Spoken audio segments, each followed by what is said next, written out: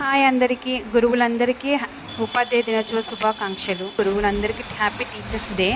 So ఇదైతే మా పెద్దమ్మాయిని అయితే నేను ఇలా టీచర్గా రెడీ చేశాను. సో కాంపిటీషన్ ఉందంటే తను టీచర్గా ఎలా ఉండాలో అలాగే వాళ్ళ తాతయ్య వాచ్ పెట్టేసుకొని మంచిగా రెడీ అయింది. సో తను కూడా విష్ చేస్తుంది అనమాట, అందరికీ హ్యాపీ టీచర్స్ డే అని చెప్తుంది. సో తనైతే చాలా హ్యాపీగా ఫీల్ అవుతుంది. తను అలా రెడీ చేసినందుకు బుజ్జి టీచర్గా రెడీ చేశాను అనమాట.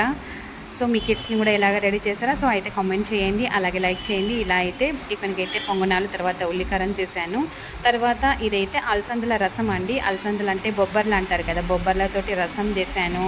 అలాగే కాకరకాయతోటి పులుసు చేశాను.